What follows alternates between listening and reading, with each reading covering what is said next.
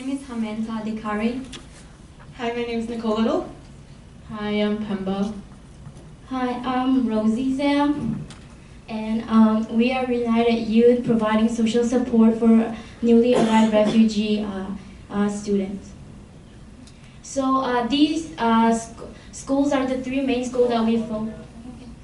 These three schools are the school that we mainly focus because they have one thing in common, and that is they have the highest concentration of refugees in Buffalo public school system. And as you can see, the graduation rate is alarmingly low. And there's already many programs that exist to support a refugee student academically, and their services include English language learning, college prep, and many other more. We have to know that refugee students in Buffalo face many barriers to their education outside of academics, and because they have like pre-existing and secondary trauma, culture shock, loss of identity, bullying, social isolation, and like teen pregnancy and gang culture.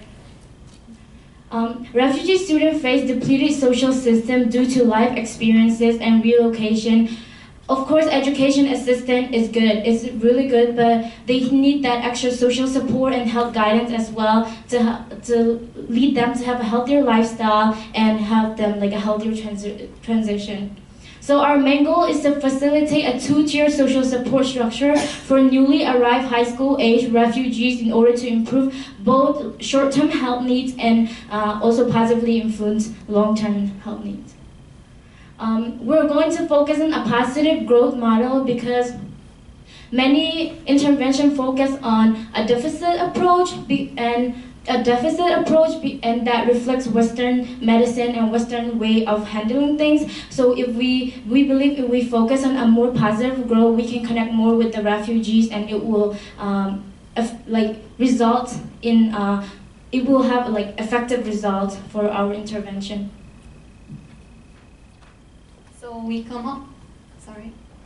come up with some of the objectives. One of them is fostering one-to-one peer-mentor relationship between new refugees and the former refugees for about 3 months. And studies have shown that the students who work with the former refugees from the same background seems to have more improvement in their academic performance. And some of the activities include peer-to-peer program. So this is basically identifying mentors, some of them from college and some of them from schools through the help of a guiding counselor. And another one is, of course, identifying mentees.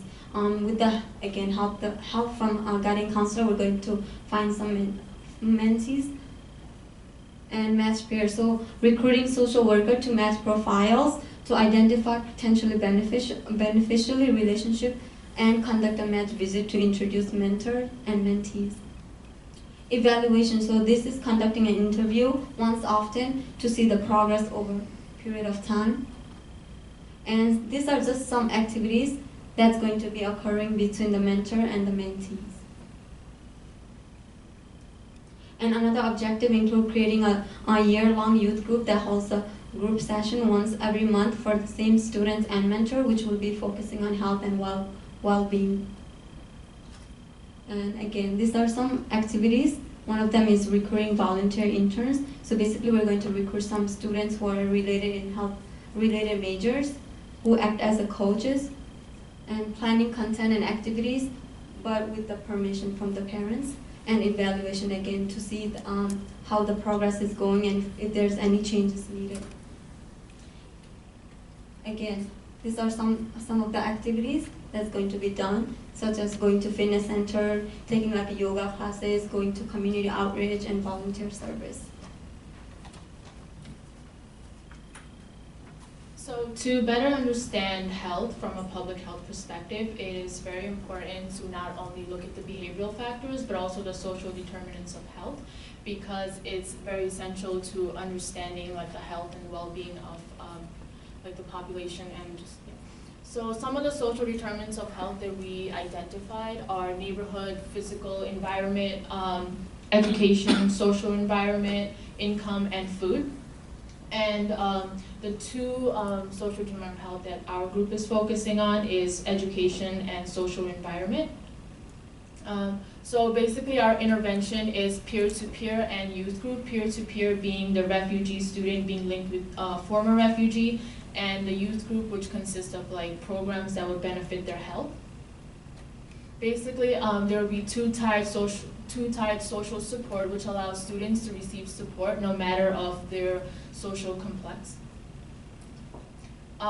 And that would basically overall lead to the health and wellness of the student in general, and it's very important to identify the physical well-being, which will basically help them make healthy decisions and healthy choices that would lead to a healthier lifestyle, and also the social well-being, which will help them make positive and healthy relationship with people in their community and just like their family members. And also the mental well-being, which will give them like more confidence to like adapt to the new environment, and the emotional support, which is basically like overcoming the new adaptation and also like trauma if they went through any. That would overall lead to like an increased graduation rate, so tying it back to education, which is our main focus. And that would overall connect it all back to like the social determinants of health, because according to research which was conducted like throughout the years, it shows that the more educated you are, you're more likely to live a healthier lifestyle, make healthy choices, and basically have an overall like very healthy lifestyle, which is like gonna affect your health and overall.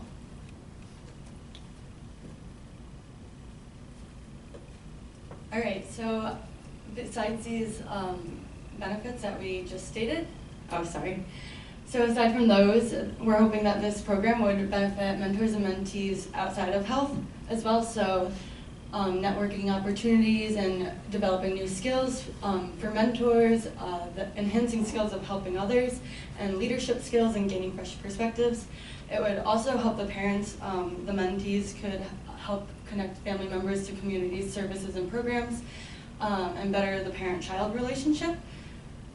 And also, not mentioned on here, there's other like greater societal impacts that could happen, like reducing stigma based on people's judgment that refugees have less education or can't learn as well. And also, perhaps refugees could go on to the medical field and like professional practice. Some of the precedents we looked at was Big Brothers and Big Sisters. They have a great program that's been going on for 40 years, and these are just some of their statistics. They're pretty incredible. We looked at youth assisting youth, and the thing I really want to point out is that the average mentoring match lasts for 5 years because of their process. So some lessons to learn from other studies we looked at: time availability of mentors, effective communication, recognition of self-worth, just to name a few. Lessons learned from support groups. Large groups can mean less personal connection. You have to consider the diversity of the group and various ways of communication within it.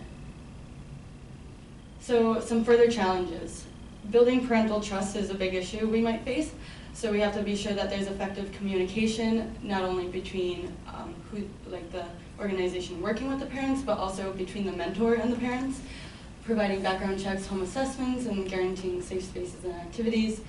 There's building mentor-mentee trust and reliability, so concerns of consistency, able to handle confidential information, and response to emotional stress. And then one of the biggest concerns that we could face is we have really high standards for our mentors, and this might not be realistic in the context of Buffalo. So if finding these mentors isn't like practicable, we have to consider other options and pathways aside from good academic standing, maybe perhaps more like skill training. If one of the new refugee students was interested in a certain career interest, they could have a mentor of that path. So thank you for listening.